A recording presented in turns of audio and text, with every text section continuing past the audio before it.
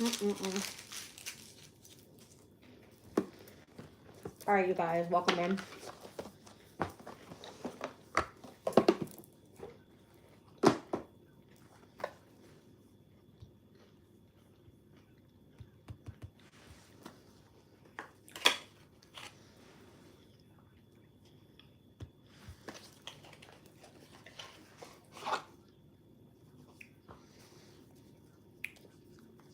So this reading is astrologically aligned. Whatever comes out, you guys. I haven't used this deck in a minute, so I have to give a good shuffle. Oh, wow. It's like fresh, fresh, fresh. Brand new. Super brand new. Okay. Let's see what's going on here. Oh. What time is it? It's 5:18 currently on the clock. Let's do 5:20. Just because I like 5 and 2s.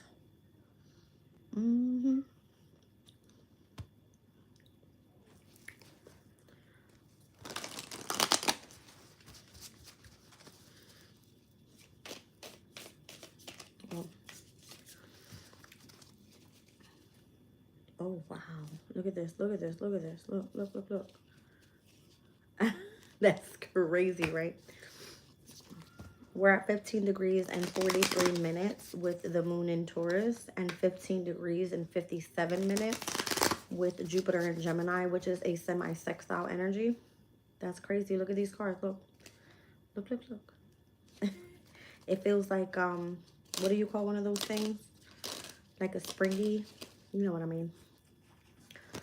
All right, but we're going to let come out whatever needs to come out, so we'll see. It's so hot in here. I guarantee you that's why the cards are doing that.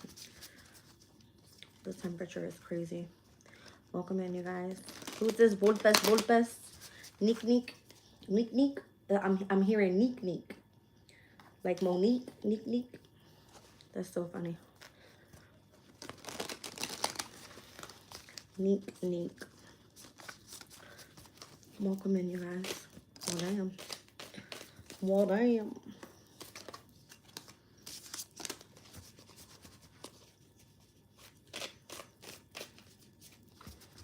All right, so we're just going to see what comes out. Normally, when I pull these type of decks, I go off of what I know is happening. If I need to look up transits, I will. If I pick up on anything specific and I feel like I need to pull a spread with it, I will. All right. I'm not your typical reader. Let's just put it like that. You say, yo, auntie, what up, baby? That sound like me, too. I'm always like, what's up, babe? All right.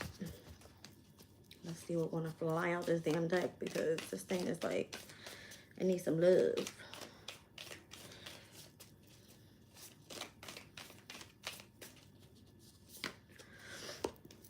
Fixed signs is what's coming out. All right, so fixed signs are being challenged right now to take action. The energy may be gaining momentum, and there could be a lot of focus on dedication to your goals. All right. So what do we have in fixed signs? Pluto in Aquarius. We've got Uranus in Taurus. The moon in Taurus. Vesta's in Scorpio. All right. And we won't have any energy in Leo up until the moon is in Leo and or Mars steps into Leo on April 18th. Okay. Let's see. I want this one right here. Thank you very much. Square. Tension. Disharmony. Competition. Why? So the fixed signs right now, for whatever reason, I feel like you guys are popping. You came out in the reading the other day heavy on like either having good luck, a lot of fortune coming your way, the transits and how they've been in sextile to you, because the sun is in Aries. The sun is always in sextile to Aquarius's energy. Okay. The moon being in Taurus right now, it's exalted, meaning it's working well. All right, so there could be like a lot of competition, a lot of tension, a lot of disharmony. Maybe you're being challenged to take action with something in connection to, again, what you're supposed to be dedicated to. All right. And you could just be dealing with a lot of evil eye, is what I'm feeling. All right. Ceres is here. So it's a heavy focus on self-care, wellness, agriculture, parenting as well. That's what Sirius is all about. All right, now. What's this? The waning crescent moon. Typically, the waning crescent moon is the moon cycle right before we hit a new moon. All right. And what I'm seeing here is you may have focused on surrendering something back then. All right. And trusting in the process. Maybe it had a lot to do with your self-care and why you feel like things are, you know, in disharmony around you, in connection with where you want to take action.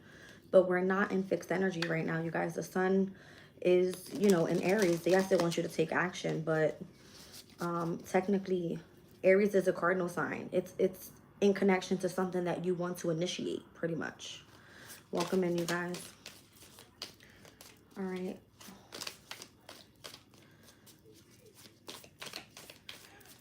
Let's see. I'm seeing Pisces here. All right, so your psychic abilities could be of significance, intuition, your dream state. All right, Pisces is a very like inspirational type of energy that connects you to your spirituality. And it brings out this more like loving, compassionate side to you as well, because it is, you know, ruled by Neptune, which is currently now in the sign of Aries. We still have other significant planets that are there. All right, we've got Venus and Mercury that just retrograded back. We've got Saturn in Pisces, and we also have the North Node in Pisces, which is actually going to conjunct with the planet of Venus tomorrow morning. All right, is it tomorrow morning? Hold on a second.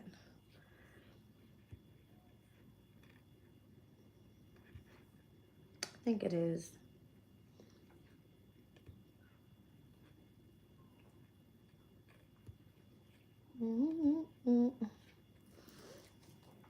April Fool's Day, April 1st, moon in Taurus. We'll see Venus and North Node conjunct tomorrow, okay?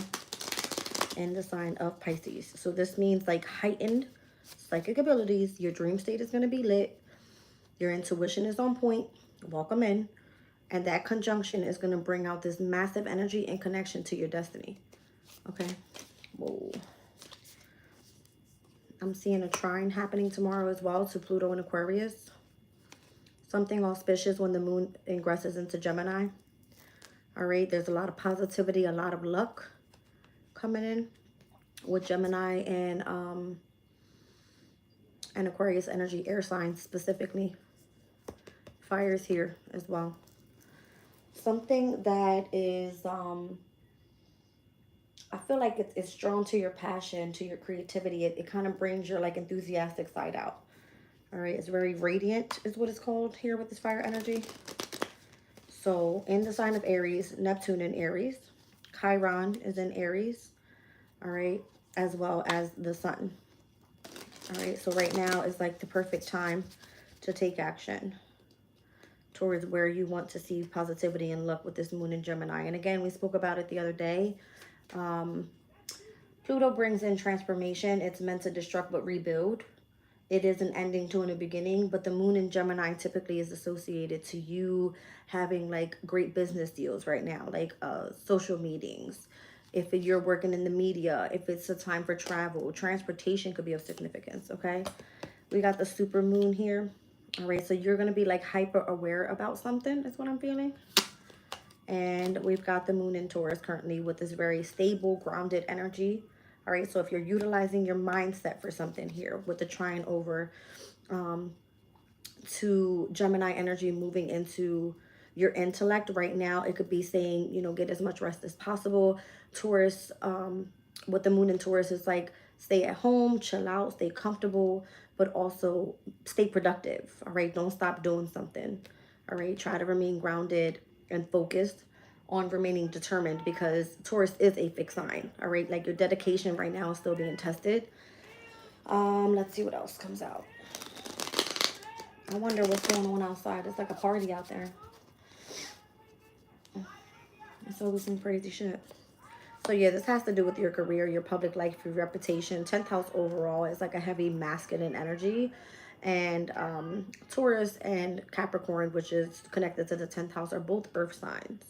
Okay, So this requires for you to be like very practical in your life right now. When it comes to Taurus's energy, it's your resources, it's your possessions, your self-value. All right. It has all to do with the foods that you feed your body, that type of thing. All right. But whatever you're doing is helping you stay connected to your career. All right. Whoa, what was that? Leo's energy is here. I don't know. I just saw the sun. All right. So something's requiring you right now to remain loyal and courageous with whatever you're doing in connection to your 10th house energy. All right. It's your midhaven. So this is like the direction that you're going in your life at this time. What are you focused on? That's what it's kind of giving me. Like, what are you focusing on? What is this? 12th house energy. I guarantee you it has a lot to do with the 12th house. Piscean energy, psychic, intuitive, dreamy abilities. There's a lot of karma coming back around. You're working on your shadow self and or tapping into some sort of secret. Whether that secret's being revealed, whether it's something that you've been trying to, you know, learn about. I'm feeling that as well as here. All right. 12th house is a very introspective house. So you can kind of just be sitting with yourself in meditation. All right. And understanding what the universe is trying to bring in with you as you're focusing in on whether you are resting and tapping into your dream state. It could be a big deal. All right. Give me 1 second. It's like the messages that are coming through could be about you. Whatever fell on the floor is what I'm going to take. That's what I saw first. The moon in the first house, the moon in Aries, where the solar eclipse took action. All right. So this is all about yourself, your body, your presence, your appearance could be of significance right now. All right, your character overall, how you present yourself out to the world, emotions, instincts, your subconscious state overall could be like overtaking that energy at this time. Interesting. Let's see.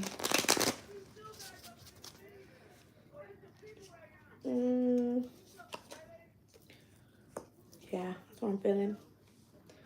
I feel like your sensitive side is being tested right now with Cancer energy being here. Because Mars, which is the ruling planet to Aries and where the sun, typically, you know, anytime the sun is in Aries, is this, let me see what dignity this is. I feel like, 1 second. See if it comes up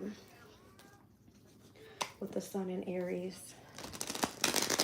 I want to say it's exalted there, to be honest.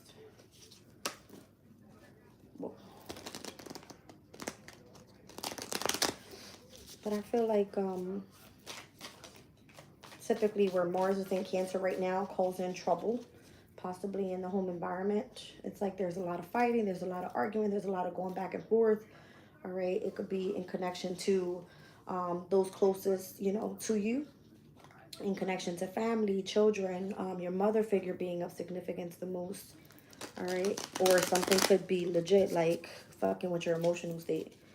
All right, things that you care about the most. You could feel a little bit more sensitive about things recently. Here it is. 1 second. Let me see.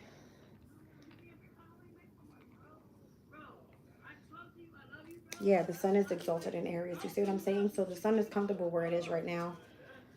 All right. And that new moon solar eclipse that took place, it could have been just brought out this connection of heavy emotion.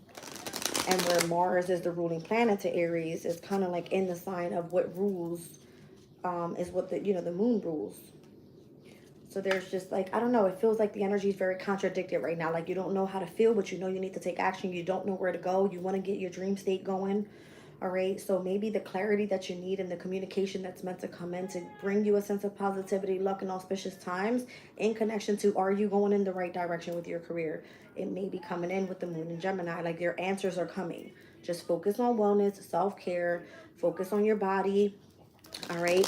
You're hyper aware within the energy of your emotional state already, whether it's in connection to just your psychic abilities, but stay grounded and stable. Stay loyal and dedicated to what you're doing here, and don't worry about those that are creating competition or creating tension or disharmony for you. You radiate your own energy is what this is. All right. That's what this is. Like you radiate the energy that you choose to put out there. I'm seeing Earth. I see Scorpio. There's something in the energy that's requiring transformation, like a deep intense transformation, and it's in connection possibly even to the 9th house. Yeah, that's what I feel this is. That's interesting because Scorpio in the 9th house right now. This is Sun, Moon, Rising, Pisces energy with Scorpio in the 9th house. And what we're looking at in Scorpio at this time is the asteroid of Vesta, which is all connected to spirituality. Okay, so Vesta being in retrograde, it's like reviewing your passion or what sparks you from within in connection to your philosophies, the knowledge that you have about your spirituality. All right. And it's, I don't know, something that requires for you to right now be as grounded as possible with this earth energy here. All right, so in Taurus, we got massive changes happening with Uranus being there. The moon is always exalted in Taurus, so it works well for you. Like your emotional state, you're very grounded, you're chill. All right, in Virgo, we have the South Node there, so you could be dealing with some sort of karmic challenges when it comes to your day-to-day experiences, whether it's trying to remain in equilibrium within your mind, your body, your spirit. Your diet could be of significance overall, trying to remain organized as possible so that everything kind of flows the way that it needs to, and you feel that the detailed part of you is good. You know what I mean? You can remain analytical if you're looking into details, that type of thing. And then in Capricorn, you guys already know Capricorn is kind of like when the moon is there, it requires a lot of structure. All right, there's things that you have to follow by. You feel like, again, there's a massive connection to your career. It just requires for you to stay focused on your reputation and how you present yourself out to the world. All right, like you're more masculine energy is what I feel. So that could be the transformation that's happening right now. Like Vesta for me, I feel is like such a heavy feminine energy overall, even though it's seen as like a spark from within. It is the home and hearth. Like it is your, you know what I'm saying, the environment around you, what sparks you from within that gives you that sense of, I love what I do, I'm in peace, I feel happy. All right, it's a big shift. It's a big shift. And that being reviewed right now in Scorpio's energy, it's like Scorpio is all like secretive and mysterious, and you know what I mean, all deep in their feelings and shit. It's a very intense type of energy. So what you may feel passionate for, it's not going to hit everybody the same way because everybody doesn't have that damn Vesta energy in retrograde in the 9th house in connection to their beliefs. You see what I'm saying? Or their, well, damn, these squirrels are crazy around here. I legit have some crazy ass squirrels around my window. You could just hear them. Anyway, every sign that doesn't have that. Pisces has this energy, is what I'm saying. Okay? So it's a big deal. That's a very transformative energy there in the 9th house, specifically for my Pisces. And where you typically have Saturn in your first house. The North Node is saying, listen, guess what? This is your destiny. This is where you're going. You can either take it or leave it. You know what I'm saying? You can take it or leave it. And it's not for you to be stubborn. It's for you to start adapting to those changes. And that's why I feel like this earth energy is here. Like, just remain grounded and you'll be walked through the process. All right. All right, let's see what else. These cards, I can't believe they acting like this. Whoa. Whoa. I'll have to put them in the fridge overnight or something so they can cool down because they look like bad hair day. Something like that. Look at that. What's this? Libra's energy. So, you know what I found interesting as I was looking into the chart? Libra is where Lilith was there for a very long time. How do I want to explain this?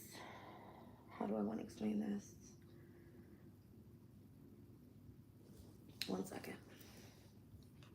Because I kind of like, I know what I want to say, but how do I explain that?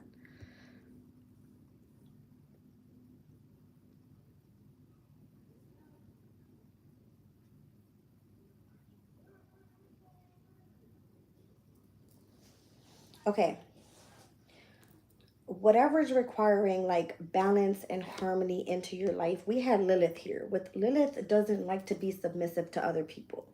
Lilith likes to be, I'm a boss ass bitch, I do what the fuck I want. It's like a female Mars energy.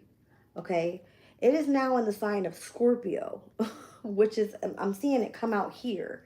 okay? Lilith is this energy of, how do I explain that? Like collectively, a lot of like expressing yourself through anger or rage, or again, it's like repressed feminine energy. Like you could just want to explode with your emotional state or something like that. But Lilith is like, I'll fuck you up type of energy. But how is it working hand in hand with Vesta being in Scorpio? Very deep, intense, transformative energy. You see what I'm saying? So it's like the female Mars is in the sign that is ruled by Mars. It's a water sign. It has deep, intense, transformational energies within the emotional state. Lilith in Libra was a little bit more balanced. It was like you had harmony. You know what I mean? You could have been a little bit more diplomatic. Listen, you stay over there, I stay over here. You know, you're how do you say that? You're triggering my rage from within. And this is the feminine energy that I carry. I want you to just kind of, you know what I'm saying? It's like you were able to see both sides of a situation. Not in the sign of Scorpio. And I don't know what drew me directly to Lilith because it's not out here, but that's what I'm feeling when I saw Libra. And where Libra, it was like direct there, and then it went retrograde, and then it went direct again. All right, so something about it. It's just a weird type of energy. Let me see something here. Whoa.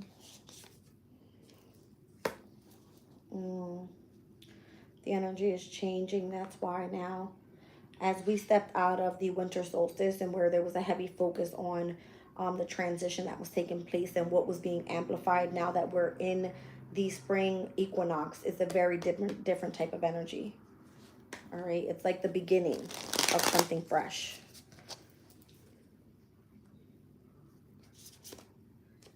The fourth house, this could be in connection to a heavy focus on foundation right now. Like Mars is in Cancer right now. All right, so this could just be like needing to bring balance, all right, due to all of the rage and where there's supposed to be harmony in partnerships and relationships and things that are contracted together. Contracts can be in connection to home, you know what I mean? But for whatever reason, that it's changed times is what it feels like. Whether that be with your roots, okay, wherever you're planting your seeds, whether that be the foundation of where you want to build something from the home environment, whether it be in connection to your family, your children, a mother figure, all right, overall, or within some sort of inner healing that you have to do as well. Fourth house can be many different things. All right, it's the Imam Koli. Let's see. The South Node is here. Yeah, I'm feeling like I'm telling you, things have changed. South Node is past life issues, karmic challenges, natural gifts, things that you may have had to learn lessons from so that you know now in this North Node energy where we're heading. All right. So South Node being in Virgo, North Node being in Pisces. Again, it's like psychic intuition and dreaming abilities here. And where, you know, Virgo's energy just wants you to kind of stay very, how you call it that? Like day-to-day routine, heavy on your health journey, that type of thing. All right, so this could be something where if you do a lot of drinking or smoking, you need to clean up your act. You know what I mean? Because it could be affecting people in the home environment, the harmony within the home environment. Something like that. That's what I'm feeling. Even in the workplaces, right? Like the sixth house is all about odd jobs, okay? It could be like with your coworkers or just overall you're not being satisfied with what you do for work. Like how can you change that? What can you do from home to make yourself feel a little bit more not just comfortable, because you always want to go for a challenge, but I feel like that's where Mars is going to drive you. You know what I mean? Like find something passionate that you're desiring, whether that be in connection to a home. All right, it could be like building homes, like foundations, legit, like starting some sort of business or something that provides, you know, homes for other people, something like that. I don't know, I'm feeling like I'm hearing a lot of like charity. All right, charity for me, I believe that's going to be like a Saturn and Cancer type of energy. Like you're not afraid to put in long and patient work for other people. See what I'm saying? Just shows that you like have a leadership position and you have a sense of the heart or something. See, I knew Lilith was gonna come out. I felt that shit. I felt it. So Lilith in this deck, it speaks about like power and vengeance and having a lot of activism. All right. But in reality, it is collectively that rage that you have from inside. Being in the sign of Scorpio, Scorpio wants you to really tap into, why do I feel this way? All right. Why do I feel this way? It's a very, very deep, intense transformational energy. And it's sitting there with the asteroid of Vesta in connection to your spirituality and the spark that you have from within in retrograde. You know what I mean? We'll have Juno that's going to retrograde back into Scorpio as well. So I guarantee you, and where Lilith was in Libra, looking for harmony and balance, Juno was almost the same shit. It's like partnerships, relationship, how you're bonding with other people. When Lilith and Vesta and Juno all connect, I guarantee you there's going to be a heavy focus on, why do I feel this for this person? Why do I feel like, you know, I'm bonding with this person so much? Why do I feel this spiritual connection to this person? Is this person supposed to be part of my future? Because it feels so transformational with, why is this person entering my life at this specific time frame? That's what it's going to feel like. It's so that you can come into alignment. And again, it's like from Scorpio's energy over to Pisces energy, that's a trine. You know what I mean? So everything that's being structured with Saturn and Pisces, the North Node in Pisces, who and what and where is part of your destiny, it's all going to come into alignment. It will, trust me. And we still have Venus and Mercury in retrograde there as well. So when is Juno retrograding back into Scorpio? April 16th, 2 days before Mars heads into Cancer. So check that out. I mean, Mars enters Leo. Mars is going to be out of Cancer, where there will be no more fighting in the home environment. You'll have Juno back in Scorpio with Lilith, with Vesta. Okay. And then we'll still have Saturn, Venus, Mercury, all of that in Pisces, asking you, listen, be a little bit more sensitive, be a little bit more compassionate, be a little bit more loving. All right, tap into your spirituality. What are your psychic abilities and your intuition trying to tell you? What is like happening in your dream state? That type of thing. All the water energy is going to start working together in trines at that point. It's good.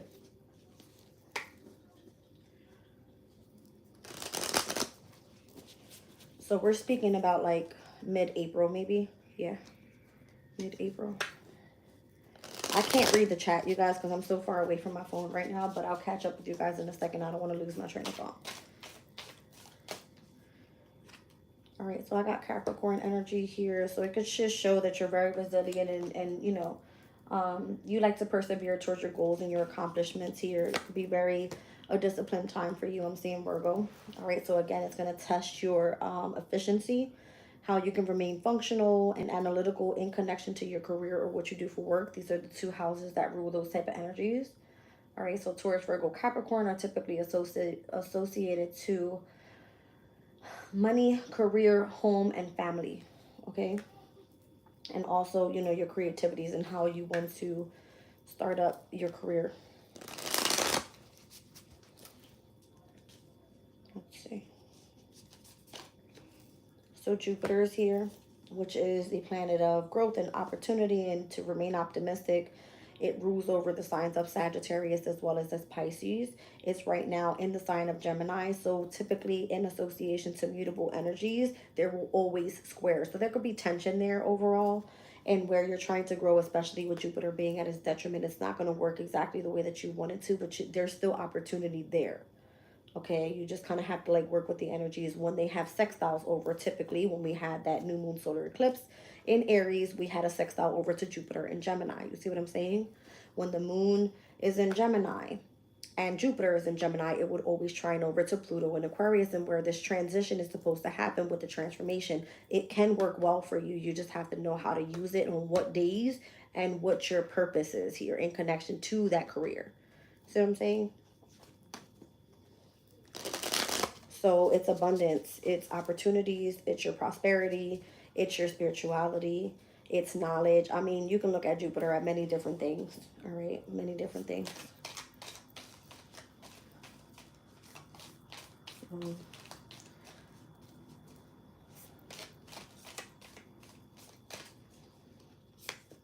The sun is here, yeah. So this is going to drive right now with the sun being in Aries heavily on your life purpose. Specifically.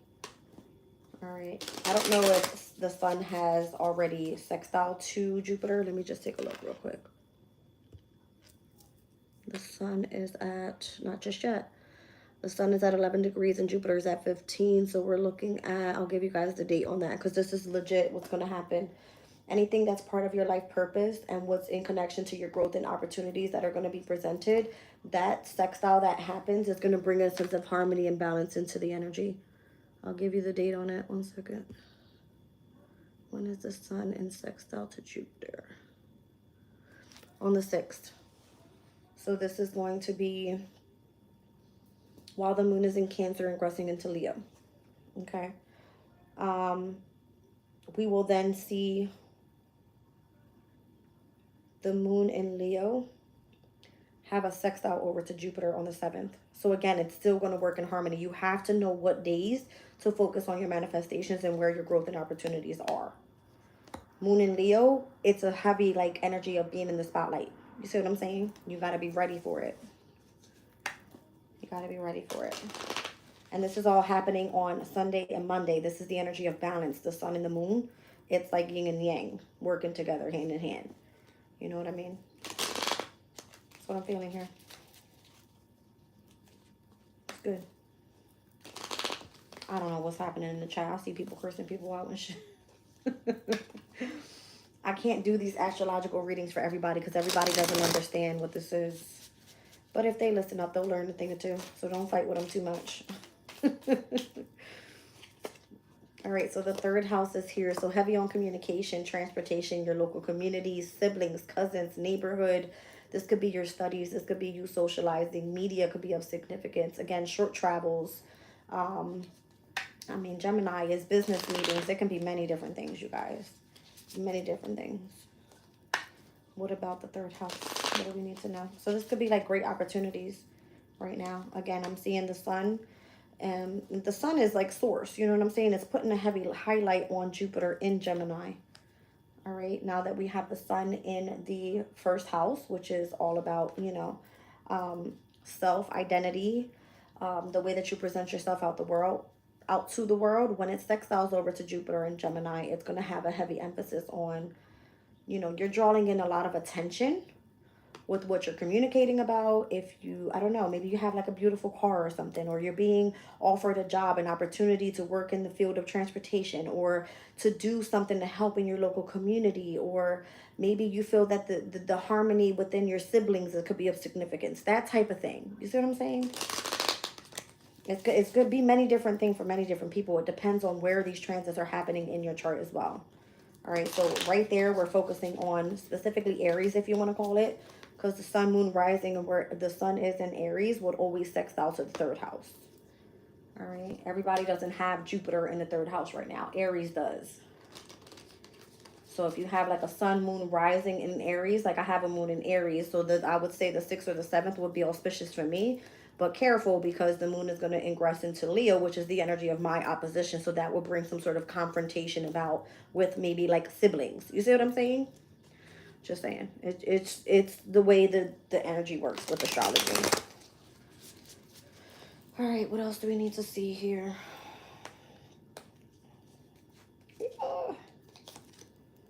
Lunar eclipse. I don't know, it just brought me back to Virgo's energy because I just put it right over top of the South Node. That's where the lunar eclipse took place here, and it conjuncted the South Node in the sign of Virgo. Where's Virgo? Right here. All right, so we got lunar eclipse. There was a culmination and where something was meant to be released and or it was illuminated about a past life issue, a karmic challenge, and or some sort of natural gift in the month of November. Wow, I said it. I don't know what that means for whoever that means. Past life, natural gift, and or karmic challenge in the sign of Virgo for the month of March. So if it requires some sort of like looking into the details about something, gathering information, making sure that you're super analytical, looking in and organizing all of your information, things just have to be very efficient. All right, and it could be in the workplace. So maybe you were applying for a lot of jobs and you find it a karmic challenge due to the past life issues that you may have. And again, depending on where Virgo is in your chart, it could have been that you're dealing with some sort of, you know, disharmony with partnerships. It could have been that for whatever reason, something in your life was transforming because you were changing your career. It's going to affect you many different ways, you guys. But I'm trying to tell you right now that whatever was illuminated here in conjunction with that South Node has brought up something for you, and where you really have to look into the details of something. Why are you doing what you're doing? Why are you searching into something? Because it feels like something requires efficiency. Something requires for you to like look into the details and get real analytical about some shit. Like why? That's what I'm hearing. Like, why? Why do I have these psychic abilities with Pisces being in opposition to this conjunction that happened? You know what I mean? With the lunar eclipse in the South Node. Why is my North Node leading me to psychic abilities? I don't understand this. All right? In your dream state, you were being illuminated with what the hell was happening. You see what I'm saying? You're not paying attention. You won't know. I'm seeing a car parked and the parking lights are on. All right? And they're just kind of like, you know. So somebody could be waiting on something here. Maybe you needed to be patient. I mean, that's definitely, you know what I mean? Earth energy, it's like you got to be patient. Slow and steady wins the race. It's a very grounding energy. It's meant to go that way for whatever reason. Why? Because whatever karmic challenge you had in the past, you can't repeat the damn same pattern. That's for sure, especially if something has been illuminated to you. All right, so let's see. Vesta's back out here. See what I'm saying? Vesta is in connection to that inner spark, that spirituality. Why are you sacrificing and devoting yourself to something that's transformational for you right now? I bet you don't even understand it. Vesta's in the sign of Scorpio with Lilith. And guess who's joining April 16th? Juno. See what I'm saying? So it'll be power, activism, vengeance in the sign of Scorpio. Deep, intense transformation with Vesta. That's all about your inner spark and how you're going to sacrifice and devote yourself to other people. In connection to Juno, those that you're either married to, in partnership with, and or just bonding with in whatever way. It could be a community, could be your workplace, could be your mother, father figure, could be a sibling, it could be, you know, just a friend, whatever, in your home environment, whatever. Take it as it resonates. It's going to not be the same way for everybody. I'm just letting you know what the transits are happening and how they're working in connection with each other. All right. The solar eclipse. So, solar eclipse, where is it? Fire energy here. First house here. Moon energy here. If you guys don't have this deck in your readers, you should get it if you're interested in astrology, because it's going to help you understand the energy. All right, so we had a solar eclipse, new moon energy specifically, in the first house in a fire sign. Okay, so let's read it through. Your emotions, your instincts, your subconscious state has been connected to something that you want to create and show your potential for, and where you have set your intention on yourself, on how either you want to present yourself out to the world in a very radiant, enthusiastic, and dynamic way. Okay? Very big deal right now. Why? We just had the North Node in Aries. It's almost like your destiny has been leading you here for the longest time. This is your last shot. Solar eclipse, the last time in Aries up until it moves into the sign of Pisces. Okay? So then it'll be like we're moving backwards in the astrological chart, and where you're going to be tapping into, guess what? Psychic abilities. You see what I'm saying? It's big. Big shift.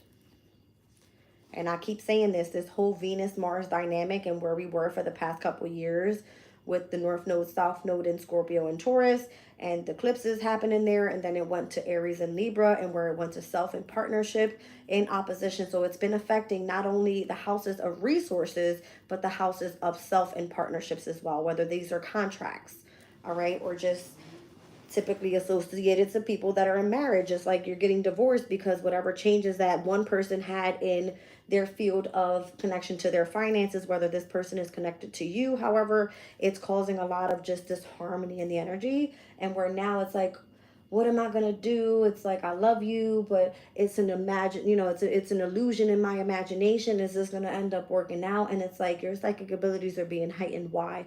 Because your spirituality is being tested. Do you really love this person? Do you really want to be with this person? Does this person bring a side of you out that's going to help you drive and get past the challenges that you have to deal with? Is this disharmony in your life and where it's focusing on bringing you down rather than bringing you up? Is it holding you back from your career? Or do you see anything auspicious coming out of this that's going to drive you towards your connection to your career? Is it building and or lacking in your home environment? You're going to know because you're going to see the changes happening. You see what I'm saying? It's all working in that way. And this isn't just starting. This is years on back. This is years on back. So now a lot of people are going to go into meditation mode and say, okay, well, I need guidance. Who can I talk to? I want to tap into my ancestors. You're having dreams, I guarantee you, with a shitload of family members that have passed over.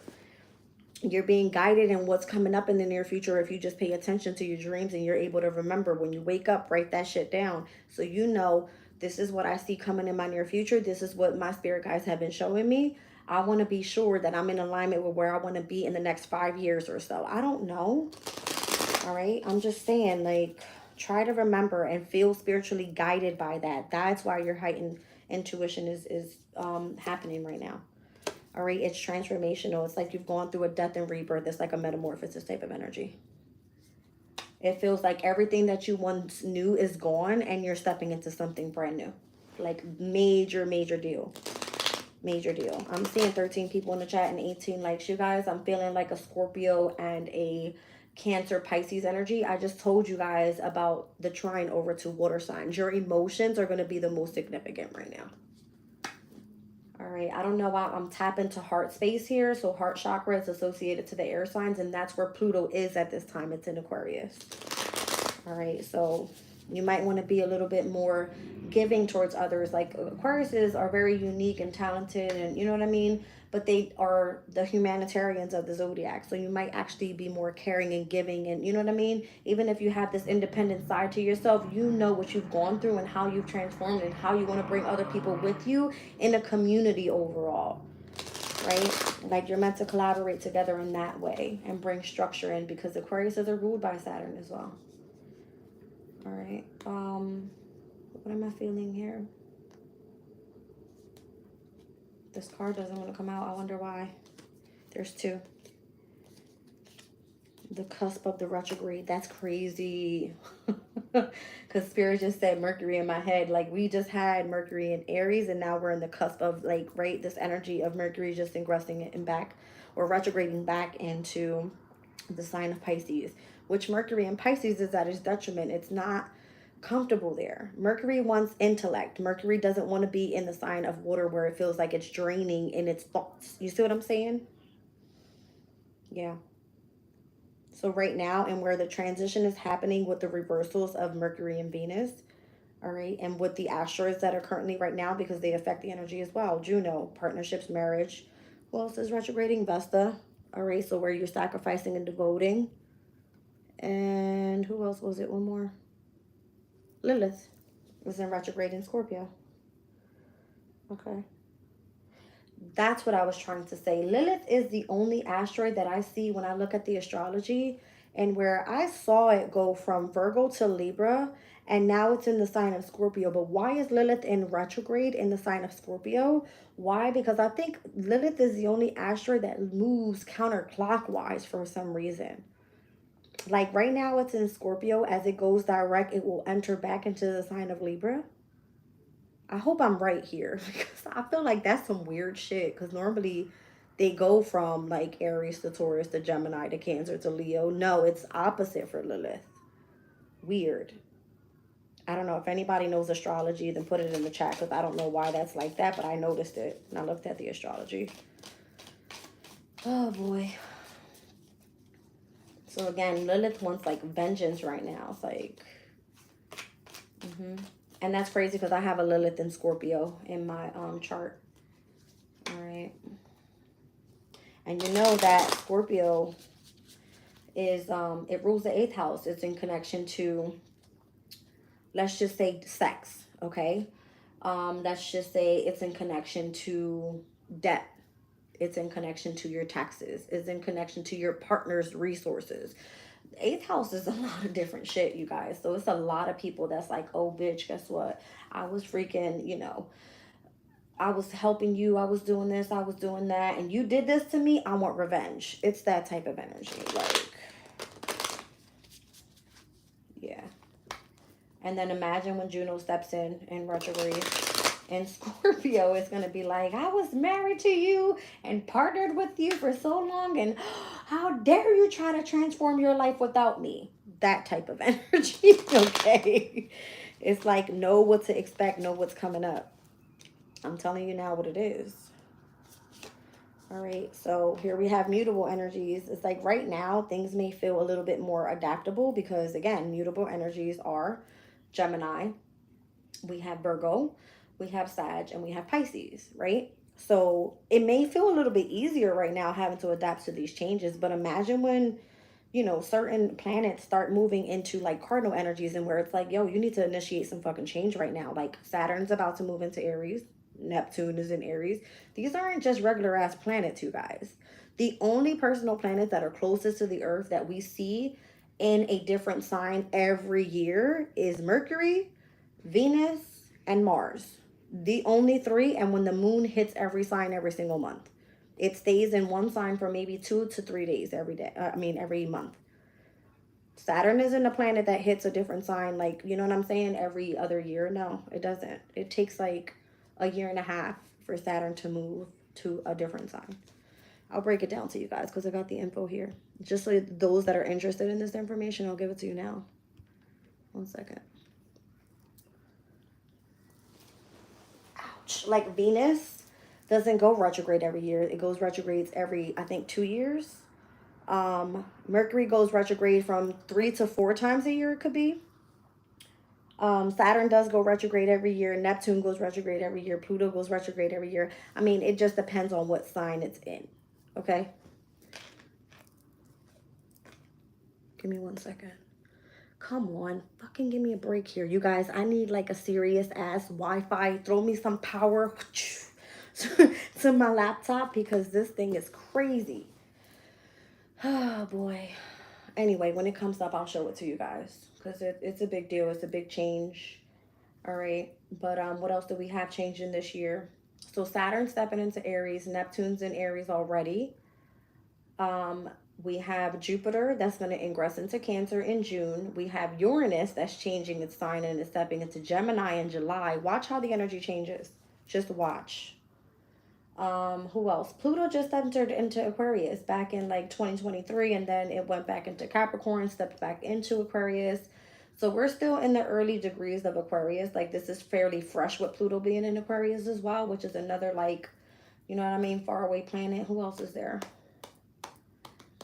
I said Uranus, I said Jupiter, I said Saturn, we did Neptune. I'm pretty sure we spoke about all of them. All right. The asteroids as well are going to make change. So just depending on the energy and how it's working. Whoa, come on, baby. 7th house, partnerships, balance, and one-on-one relationships. That could be contracts as well. And destiny, purpose, and activation here with the North Node. So I'm going to tell you right now, with North Node being in Pisces and in whatever connection it is hitting in the 7th house, all right, that's always, that's a quincunx energy. It's 5 houses apart. I'm going to tell you right now. 7th house to Pisces energy would be the 12th house. It's a quincunx energy. Meaning there's a lot of discord, a lot of disharmony. People could be dissatisfied with where their purpose is right now in life and what destiny is calling for. You don't fucking have a choice. You don't fucking rule shit. The universe does. Okay? Just saying. All right. So I like that it's coming out together with partnership, balance, and one-on-one relationships. It could be contracts. It could be, you know, whatever. Whether that's business, whether that's relationships, whether this is friendships, this is, you know, whatever. Those energies that are supposed to be in alignment with you are part of your destiny and purpose. It's not going to be an easy road, is what I mean. It's not an easy road. Because it is disharmonious. All right. Let's see. Whoa. Who has the North Node in the 7th house? Virgo. Virgo season is, that's fucking funny. Spirit's funny. Spirit's like, focus just on the opposition, Jazz. I go, who has North Node in the 7th house? If Pisces in the 7th house, that means Sun, Moon, Rising, Virgo. So we're looking at the resistance and struggle and polarity of what's happening in Virgo. Where is my South Node energy? Right here. All right, so we're looking at past life issues, karmic challenges, natural gifts in connection to the resistance and the struggle and the polarity of your destiny, your purpose, and your activation with Virgo and Pisces. Let's just look at it because these are where the eclipses are taking place this year. For those that need to be analytical and functional and efficient here in the month of March, all right, with this brand new astrological year, and in connection to where we're going to be in the next 6 months with Pisces energy, with that full moon lunar eclipse happening in connection to your psychic, intuitive, and dreamy abilities. See what I'm saying? Spirit's like, focus on that because it's going to be affecting what? Partnerships, relationships, and one-on-one.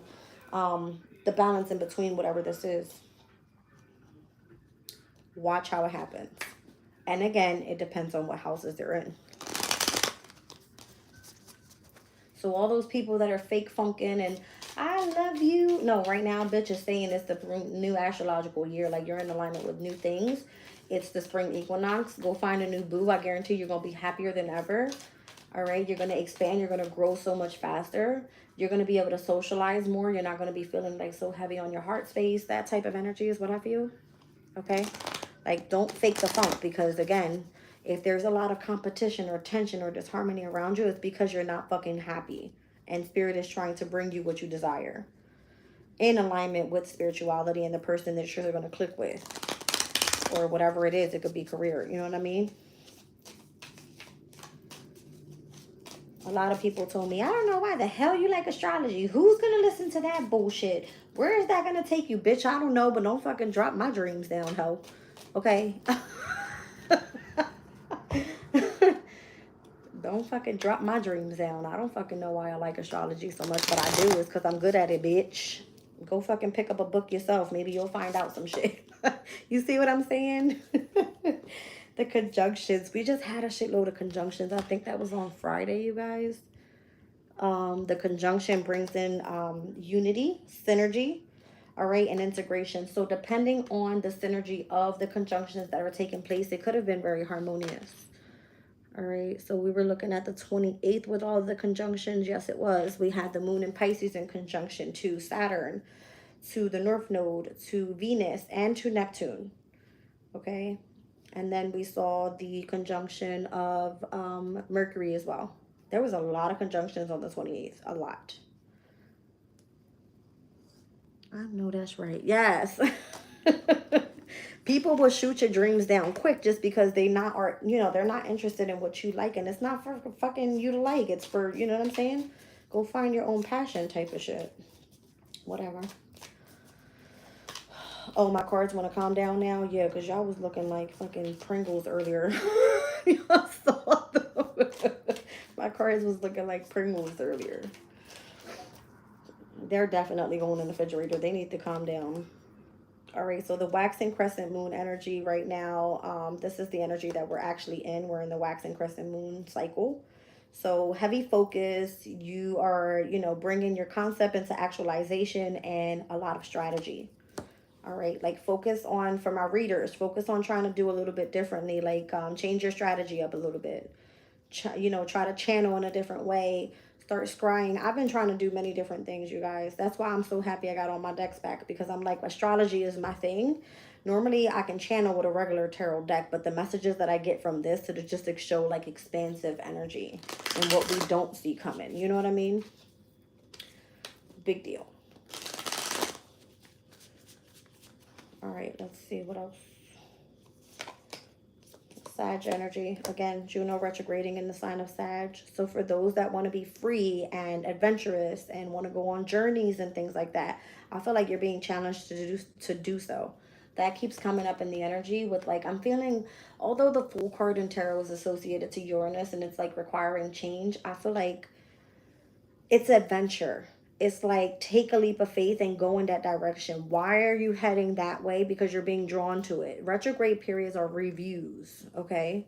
It's like if you're being reviewed in the sign of Sag, it's like it has a lot to do with your beliefs, your philosophies in life. your spirituality. Okay, it could be something that you're gaining knowledge about. It's like, why do I like this? Do I want to continue in furtherance with what this is? You know what I mean? That type of thing. Yeah. Maybe you can find love in connection to, you know what I mean? This heavy spark. Because Sagittarius' energy is, it's fire. It's very radiant. You know what I mean? You might find somebody that matches your intellect. Somebody that has like the same interest in you or something like that. Or you go to school and you meet somebody new, they're in love. I don't fucking know. It could be, that's what I'm saying. I see sextile energy. Sextile is like, again, it's harmony, it's ease, it's somebody you're compatible with. All right, so Sag is normally in sextile over to Libra's energy and to Aquarius. So air signs, air and fire go together, you guys. All right, there's nothing happening in Libra right now, but Sag and Aquarius. All right, I'm seeing Pisces and Juno. I mean, not Pisces, Pluto and Juno in sextile. I don't know where Juno is right now in the sign of Sag. Give me 1 second.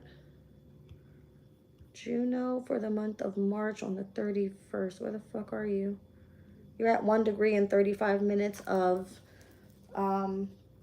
Sagittarius, and Pluto, I believe, is at like 3 degrees of Aquarius, which is still, you know what I mean, within those 0 to 3 degrees. Hell yeah. That sextile will happen and the harmony will be there. Trust me. The compatibility, you will find somebody. All right, so it could be like an Aquarius and a Sag coming together. Whoa. Or an Aries. Aquarius and or an Aries. All right.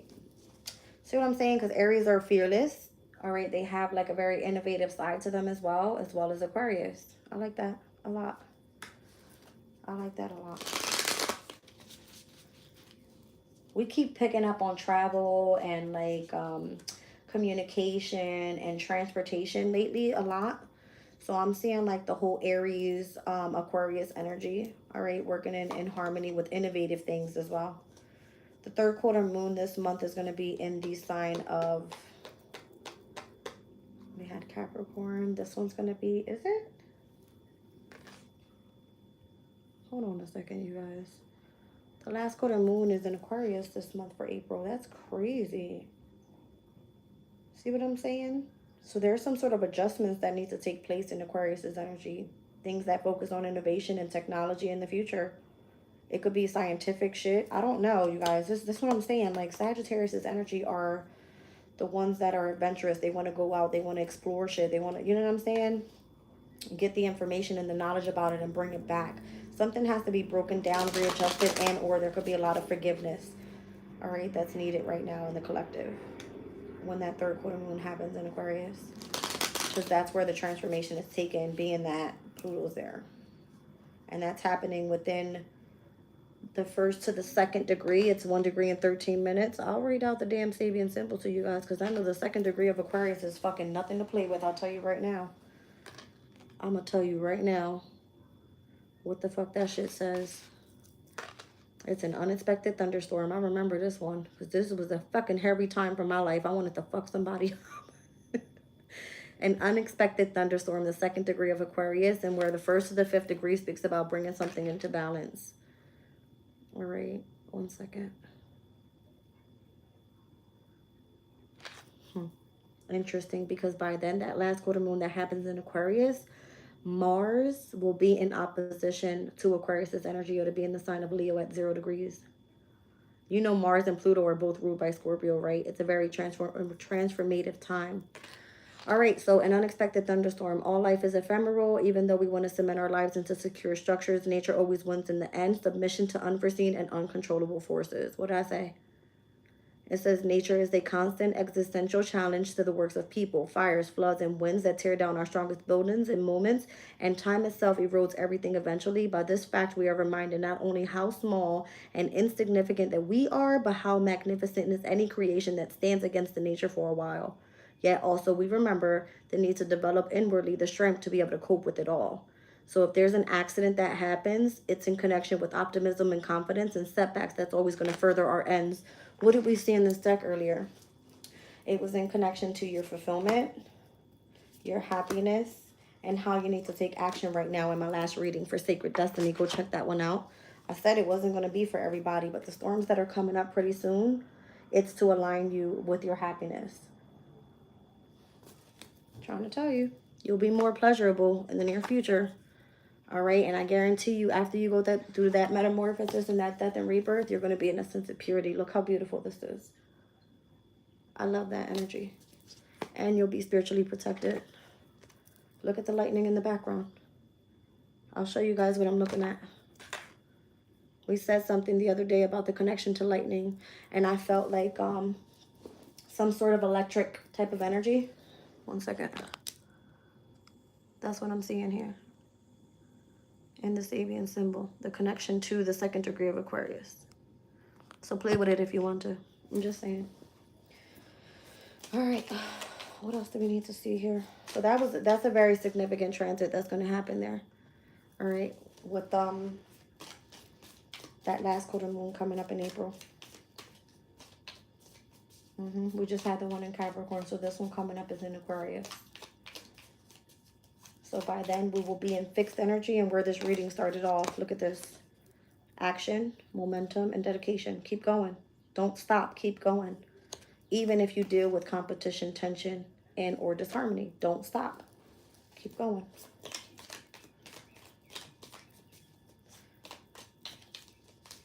We spoke about where Saturn was going to sextile Uranus coming up in April. We spoke about Saturn that's going to conjunct the North Node as well in April.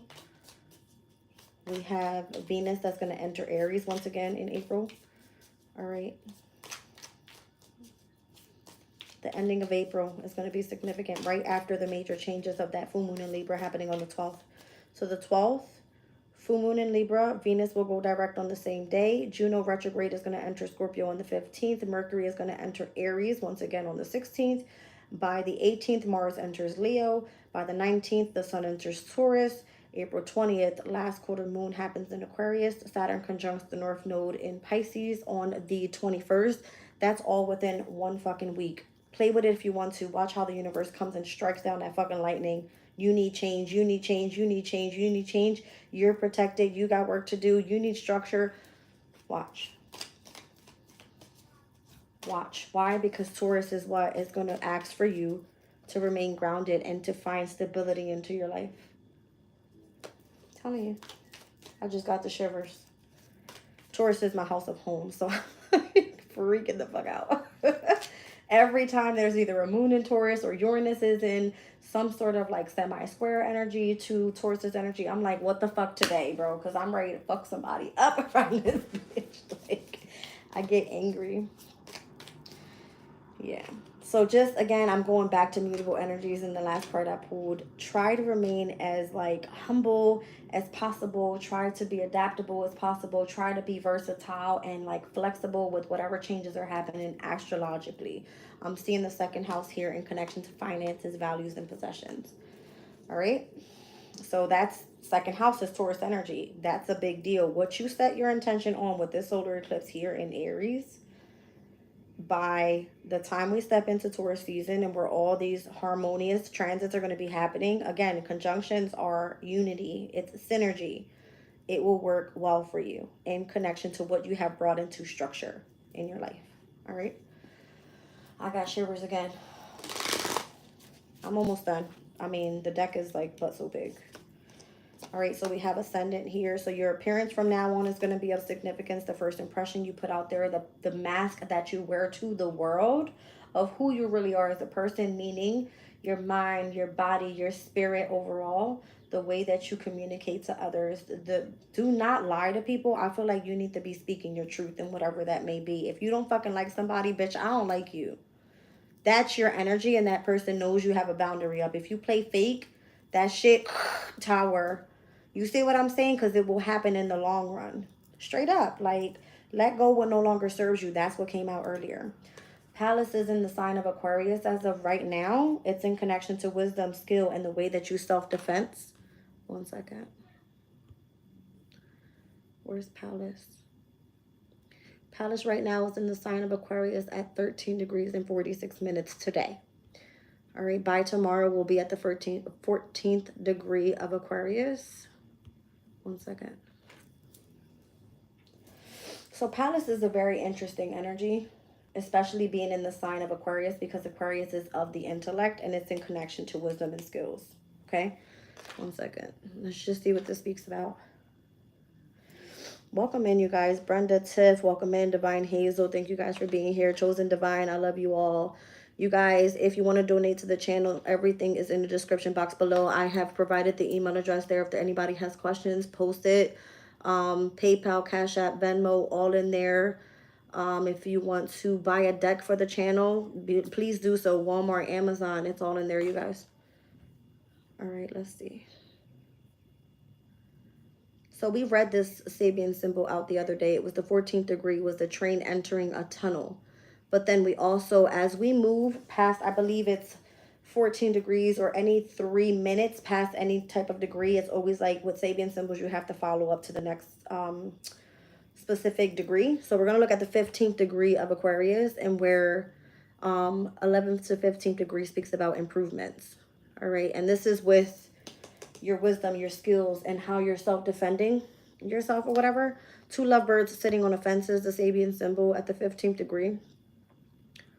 All right, so from April 1st all the way through to the 5th is going to be a very significant time in connection to those that are spiritually being uplifted through the sense of fulfillment. What the fuck did I say earlier? Look at this.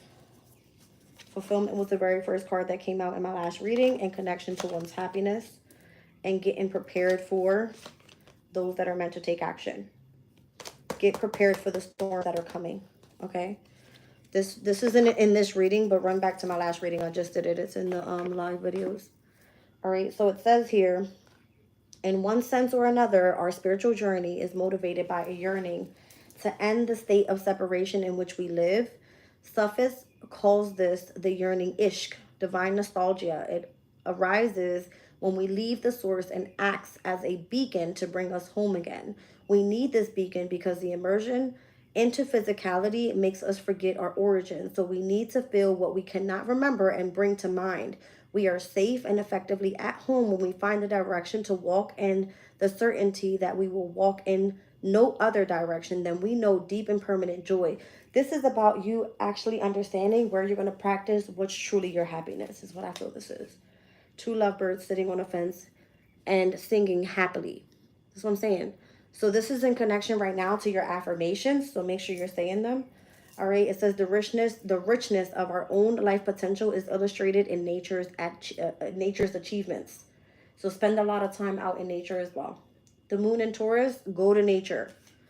All right. Go to nature. I feel like your thought process and the way that you're gaining wisdom, the signs and the synchronicities that the divine is showing you, you're going to be illuminated with that energy. All right. I keep telling you guys, I keep being connected like birds. And specifically here, I don't know what these animals are. They look like, I don't fucking know.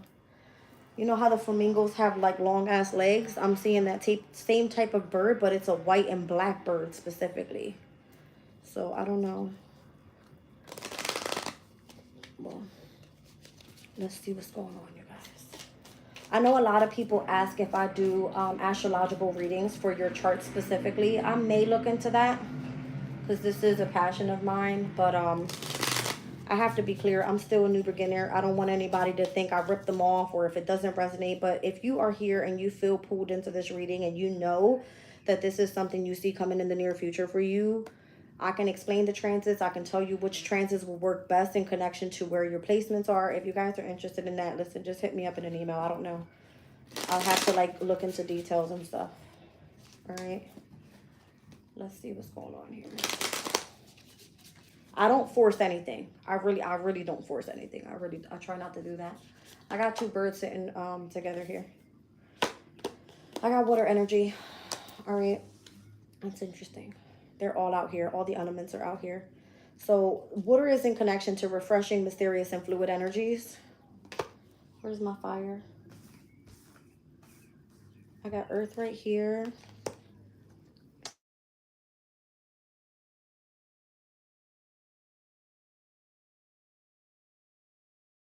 All right, sorry about that, you guys. All right, sorry about that, you guys. I had confirm an appointment. Okay. So I'm missing air element, but I'm pretty sure I felt it with the trine. All right, earlier. I'm seeing fire, earth, and water out here. Okay. That's what I'm feeling. So something very refreshing and mysterious and fluid is coming in. And that's going to be the trines over every time we have that Scorpio Pisces energy going on, and with Mars and Cancer right now as well. All right. So we had a trine over to Mars and Cancer while that moon was in Pisces right before we hit that solar eclipse energy. That was just like last week. All right, so let's see what's going on. What else? Okay, don't go nowhere. Fifth house, fun, hobbies, creativity, self-expression, your passions, your children. This could be in connection to your happiness, your peace, your love life even. Fifth house energy, it's Leo. It's like the energy of the sun. All right, but why is that flying out here with the energy of equinox? So obviously we are moon in Taurus. When we hit that moon in Leo, we're going to trine over to the sun in Aries, which is part of this equinox energy, brand new. Your commitments are going to be tested here, and this could be part of the major shift that's coming up as well. Okay, that's what I'm feeling this is. So it could bring in a sense of happiness. Fifth house is all about your happiness. All right. And again, that's heavy connection to fire energy. So anything that feels radiant, enthusiastic, and or dynamic in your life at this time. What else do we need to know? Mercurian energy, once again, in the sign of Pisces. All right, so communication, correspondence, and the way that you express yourself could be more so in the water element. All right, of something that just feels kind of like mysterious. You don't know how to express yourself because it's coming through more so in a very psychic way. The communication that you're getting could be more so like telepathically, rather than it being expressed through the throat chakra, like through specific words, communication. You know what I'm saying? That type of energy. That's what I'm feeling. That's what I'm feeling.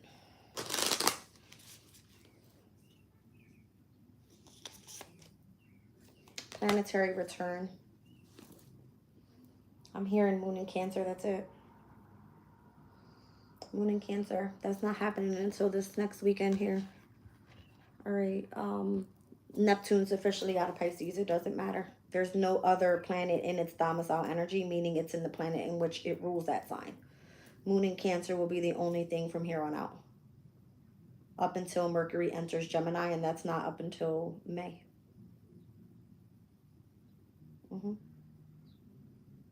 Yeah. Venus in Taurus. Did I not express that for April? Give me 1 second. Yeah, no, because Venus is actually retrograding in Pisces right now. It heads into Aries. Venus won't be into Taurus up until, interesting, June. Okay. That's crazy. Oh, yes, June, my bad. For both Venus and Mercury being in their domicile energy.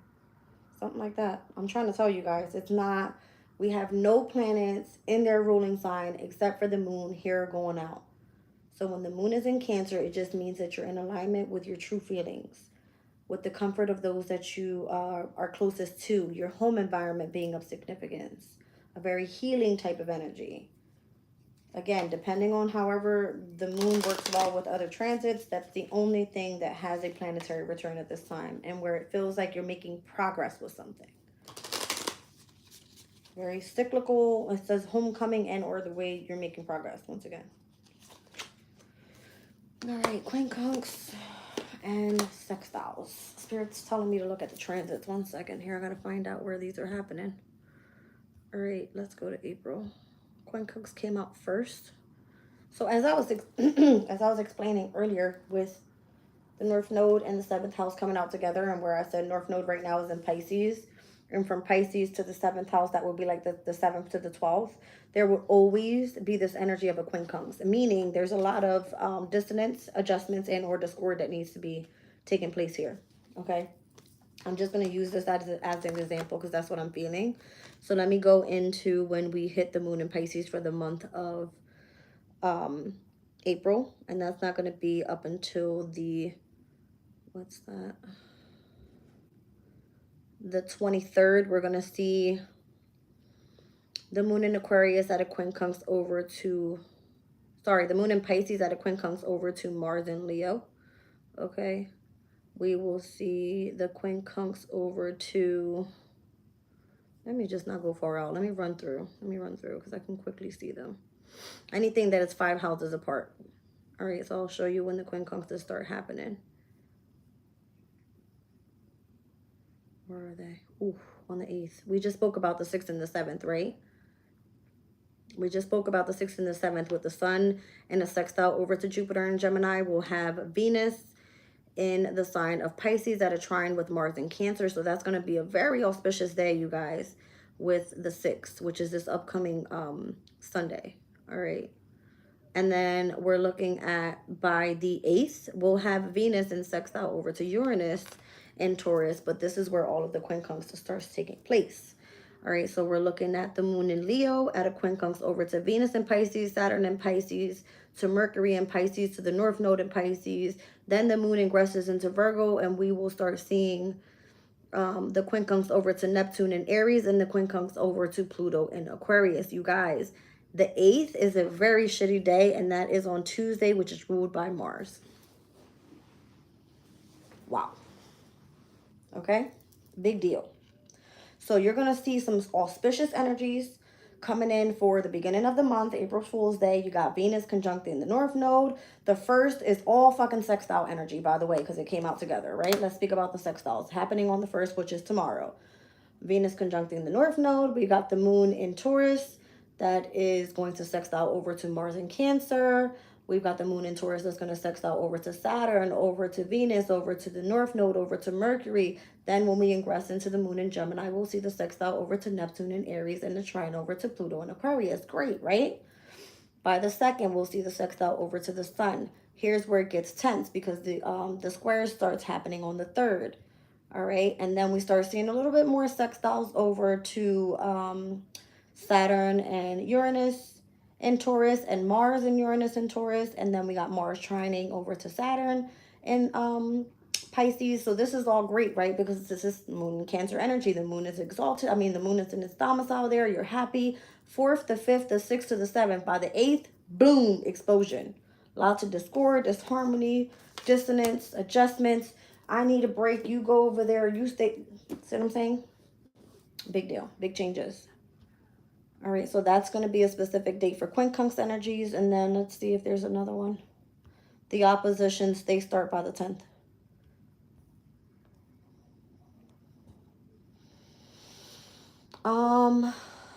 It looks like they're going to start happening again as we're leading up to, as we are waning down from that full moon in Libra. Yes. So it's right before and after the full moon in Libra. So the 8th and specifically the 13th of, that's funny because I'm seeing in my head, I've seen the strength card, and the 13th is the death card. Fixed energies. That's how I saw it. I lied to you not. That's what I saw. Fixed energies. And that's crazy because the moon is in Leo and the moon is in Scorpio. How fucking crazy is that? April 8th, the moon is in Leo with all the quincunx over to Piscean energy.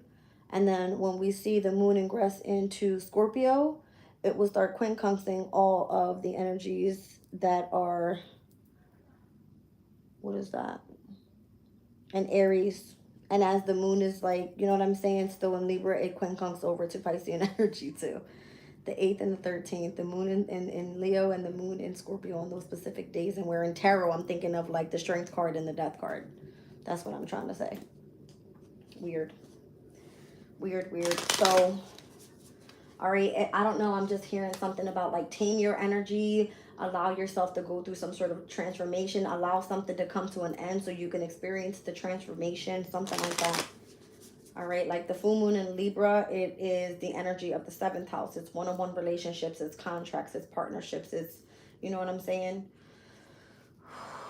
Whether that be business, something platonic. What the fuck is that? I see a shitload of balloons. Somebody's birthday's today. That's awesome.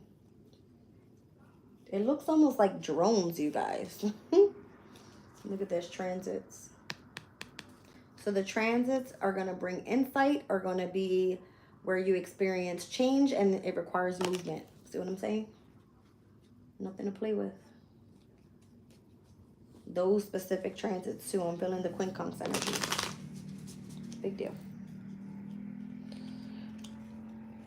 Big deal.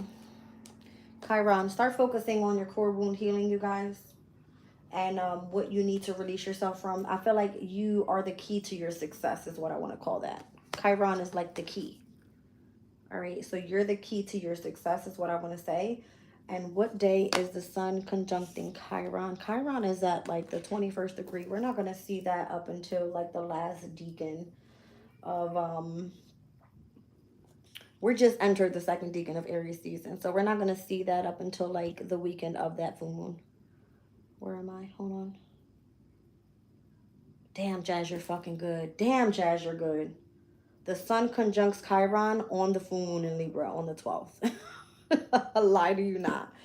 So that core wound that you've been dealing with in connection to your relationships, where you've been feeling vulnerable and where you need to focus on that potential that you have through the pain that you're experiencing, push through that shit. You are the key to your success. That's how I heard it. Okay? And the moon in Libra that day is going to trine over to Jupiter, and it will trine over to Pluto the day before as well, on the 11th. Ooh.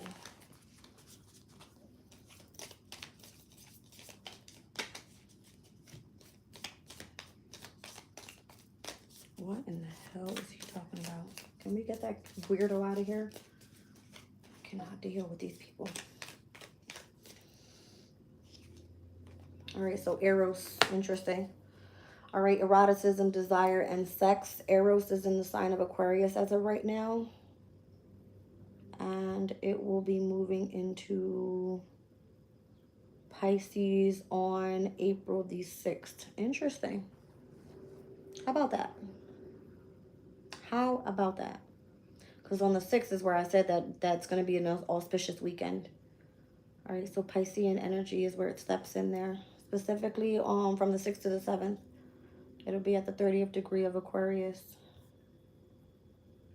So yeah, whatever your desires are right now, all right? Whatever your desires are right now could be of significance. So Eros on today's date is at 26 degrees in Aquarius. We're going to be looking at the 27th degree of Eros. I just saw something fly in front of me like this. It says an ancient pottery bowl filled with fresh violets. I don't know. I just heard lavender. I'm thinking of like the color purple. I don't know. It could be connected to the crown chakra. We did speak about like Pallas being in the sign of Aquarius with Eros, with Pluto. Okay. I'm waiting for the Sabian symbol to come up, you guys. So developing the softer feelings is what it speaks about. It says our capacity to feel more sensitively is brought to expression when we have beautiful and vulnerable things around us. Intuitive development of the hidden meaning inherited in things. So before the modern world diminished the contrast between what men do and what women do, the tendency had been to promote feminine values more clearly by having these qualities associated with women. The softer side of life was shown to us typically by the modesty of a cultured woman who could arrange flowers in a pretty, valuable vase, positioned to be especially vulnerable to breakage, so that the brash behavior was effectively discouraged. This allowed for the fuller expression of delicate feelings in both the sexes. What asteroid speaks about in connection of the same sex? I don't know why I'm feeling that, but that could be of significance. Sappho. And Sappho is in the sign of Pisces. That might just be some sort of like illusion or some shit. Just be careful you're not thinking you're like, you know, LGBT status and you really don't want to flow that way. I don't know why I'm feeling that. I'm just saying. All right. See what I'm saying? There's something here about like two-faced shit, Gemini. Like you just being curious about something and not really into that. All right, Gemini's energy is very multifaceted and balanced. And Jupiter is, again, what's in Gemini at this time. Where the hell are you? It's hiding somewhere here. Y'all know what I'm talking about, right? Jupiter is where you want to kind of like have opportunities to grow, all right? But Jupiter rules who? It's Sagittarius. You could be like super adventurous right now. You know what I'm saying? So Jupiter being in the sign of Gemini is like you're curious about so many things and your mind could just be like like wanting to explode because it's expansive. You know what I mean? It's expansive. Where are we at, you guys? Neptune. Neptune in the sign of Aries. How about that? So for those that are innovative and fearless in connecting with mysticism, spirituality, all right, and being able to decipher what is an illusion versus what is your reality, I feel like things are going to start taking off for you in connection to, once again, things that are like, what am I hearing? I don't know. It's just something mystical, just something that really seems to, you know, drive your passion here in connection to your spirituality. All right. Like this would be an energy like, oh, you know, I read tarot. I'm not afraid to say so. Would you like a reading? That type of energy. You know what I'm saying? Because a lot of people, they're not really into that type of thing. All right. First quarter moon is going to be of significance. And the first quarter moon here is happening in the sign of Cancer. That's this upcoming weekend again. All right. So the momentum, the initiative, and the magnetism, depending on where your Cancer placement is going to be, is lit. For me, Cancer is in my 6th house, so I feel like next weekend I'm going to be working hard. Okay. Well, this upcoming weekend I'm going to be working hard. All right, let's see.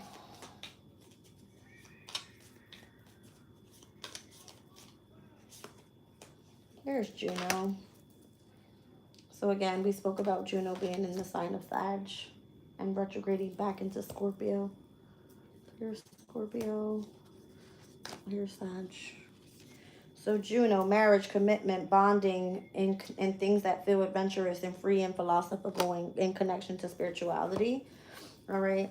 And then when it retrogrades back on April 16th into the sign of Scorpio, it'll be like committed to something that feels deep, intense, and transformative. You guys know that 8th house is the house that is in connection to life after death, right? It has connections to do with the occult and organized religions as well. Okay, so it's a very transformative time in where spirituality is involved in this transformation coming out of the sign of Sag. Okay, like you might be wanting to just like be curious about the knowledge because Jupiter is in the opposition of Sagittarius's energy. All right, and it's like, oh my gosh, I learned about this, or I studied this, or I have, you know, shared my knowledge with somebody and communicated this, and this is what we were able to exchange, because, you know, communication exchanges in Gemini energy could be of significance. It's like you sharing your ideas with other people and them reciprocating, you know what I mean? Things that have, you guys have the same interest about.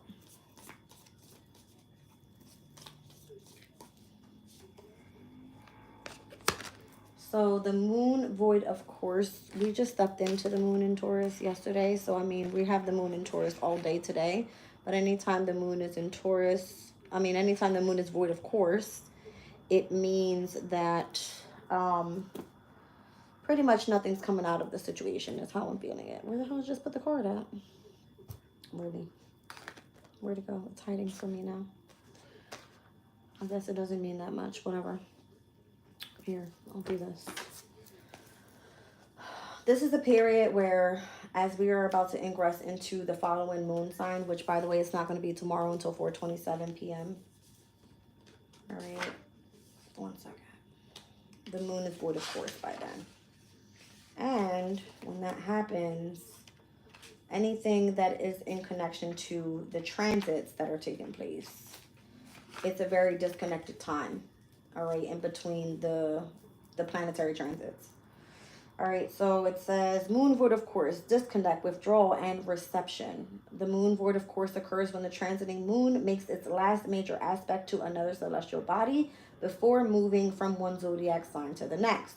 It is the liminal space of the moon itself entering the void. Since the moon enters all 12 of the signs every 27 days or every month, the moon void, of course, happens every 2 to 3 days, occurring several times a week This is felt collectively, embedding the air with restlessness and lack of focus. During this time, it's best to involve yourself in perceptive pastimes like meditation, journaling, dreaming, and other yin activities that pull you inward. By restoring yourself, you are brewing energy that can infuse you into your manifestations. When the moon goes direct, let yourself rest as you would regularly. So what is going to be the last transit that takes place to this moon in Taurus? It may be, I'm feeling like a semi-sextile energy over to Chiron in Aries. Yes. All right, that's what I feel. Interesting. Technically, maybe a semi-square over to the sun. Hold on a second, let me take a look.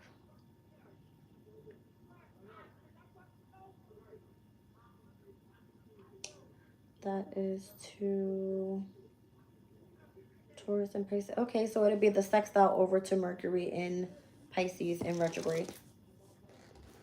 Yes. So the moon in Taurus last transit before it ingresses into the moon in Gemini would be the sextile over to Mercury in Pisces in retrograde at its detriment. Okay, as we spoke about it earlier with Mercury and Pisces right here. Communication, correspondence, expression with Pisces energy, psychic, intuitive, and dreaming abilities in the energy of retrograde, and where there's some sort of distance and deceleration in the energy of the reversal itself. All right, so meaning the communication is fucking not clear. That's what it's saying. It's probably going to be you're tired as hell because Mercury is not working well in the sign of Pisces. It's at its detriment. It's not going to give you what you want. You could be sleeping and receive messages through your psychic intuitive state, rather. All right. Or like if you're in meditation, it could be that, you know what I'm saying? You get like some sort of telepathic communication from your you know, your meditative state. Something like that. That's what I feel.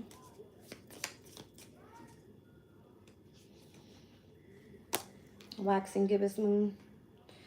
So the waxing gibbous moon takes place right before that full moon in Libra, and that's going to be on the 8th, 9th, and 10th, where the quincunxes start happening. The waning gibbous moon is taking place at that time. So be patient during that time. All right, before something is being illuminated to you with the full moon. And once again, in the sign of Libra, in connection to your relationships, your partnerships, your contracts. All right. 11th house energy is now coming out. So the moon in Libra entrining over to Aquarius's energy, 11th house energy. It could be a great time to collaborate with partnerships, becoming a member of some sort of association to, I don't know if it's a business, a network, a group, whatever. 11th house is like communities of people, you know what I mean? So that's a great trine right there. All right. And we're also going to see the trine to this week, starting tomorrow specifically with Pluto's energy.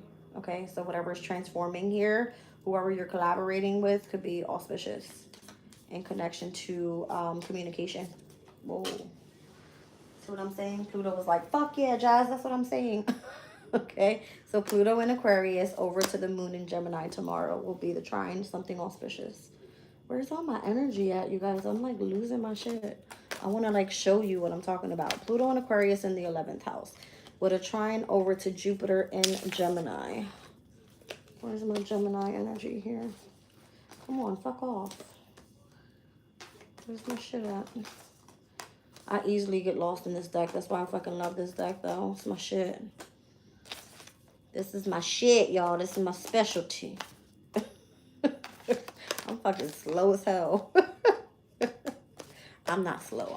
I'm actually really smart. All right. Let's just give it. All right, Pluto.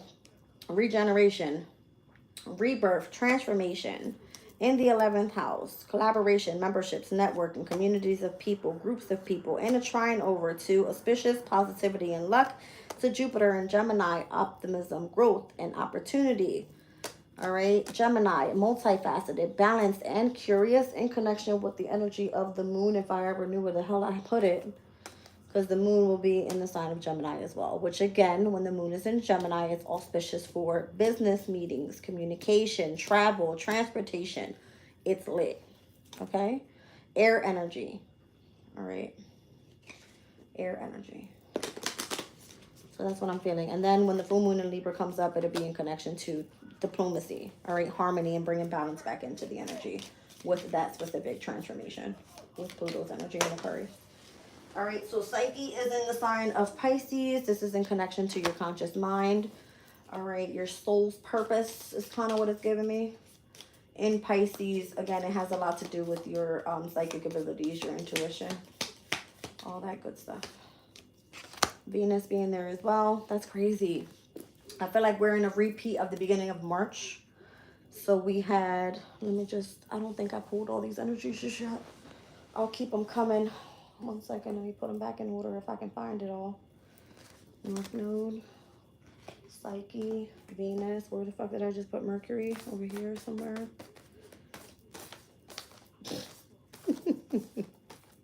That's so funny. Here it goes. Venus, Mercury, North Node, Psyche. These are all in the sign of Pisces right now. Here goes Pisces, the 12th house. Yes, ma'am. All right, retrograde, I need you.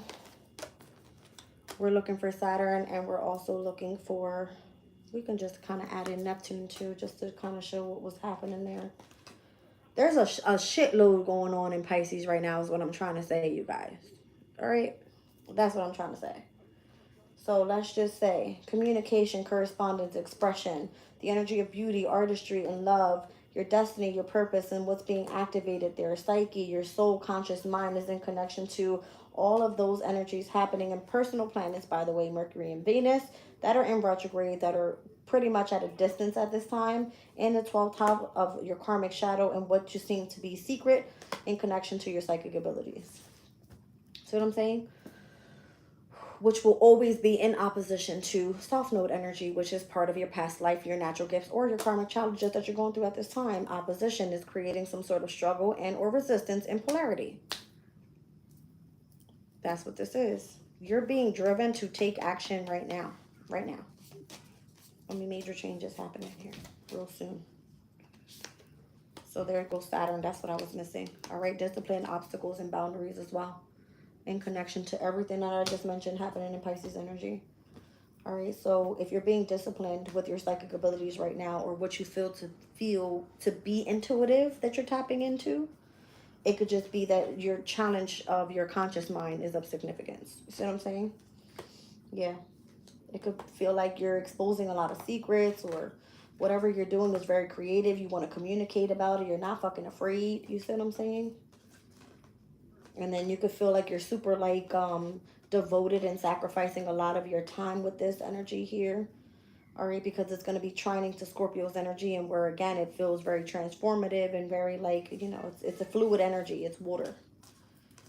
But again, it's a mutable energy, so you have to start being adaptable with all that shit that's happening in Pisces. You can't fuck around with it. It's like you just have to be flexible with the changes that are happening.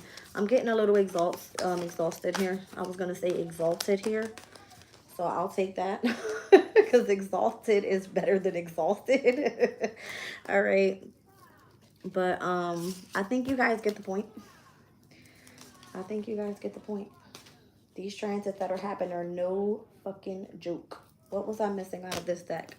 Air energy, all right? Expansive, intellectual, inquisitive energies, Gemini, Libra, Aquarius, the medium Coley, the direction that you're heading in, your reputation, your midhaven connections, your work, all right? So 6th house, your work, how you're being of service, and the energy of health being of significance, Gaia in connection to your nature, how you are embodying the earth, all right? Cardinal energies and where the sun is shining right now, where you're initiating your vision and what's sparking you here as we step into after the full moon in Libra, waning gibbous moon energy, and where you're starting to harvest everything that you show gratitude for.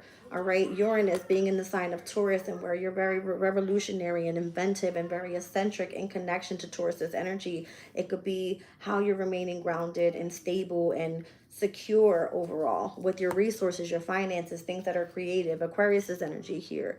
innovative, rational, and a humanitarian in connection to what the transformation is happening from here into the next 20 years of the future.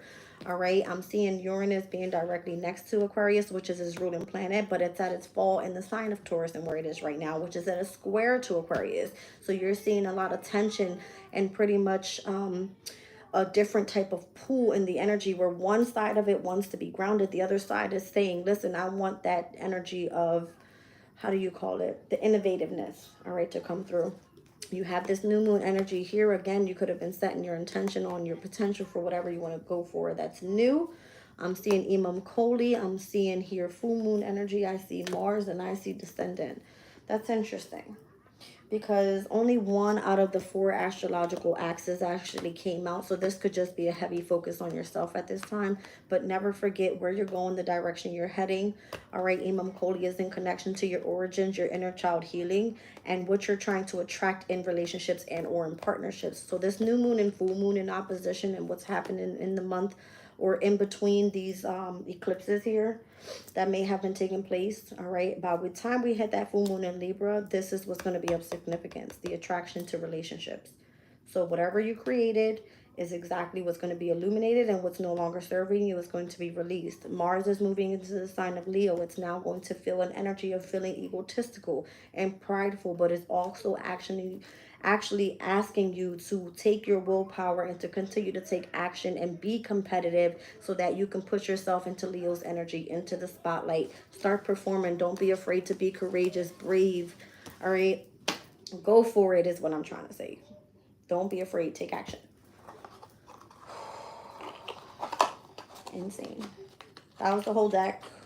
I probably won't do that shit until next month when we actually start seeing the changes in the transits. But for those that love the astrology on this channel, I appreciate you sticking in and watching. For all of you that are here, if you all can hit the like button, I appreciate you. I'm tired. I'm hot as hell. That was so good. Thank you, Isabel. I appreciate you, sweetie. All right. Yeah. I like it, you guys. I like it a lot. And I'm feeling like this month of April for a lot of people is going to be very uplifting. So I pray that you all get what you have prayed for, okay? And I'll catch you guys on the next one. Love you. Bye.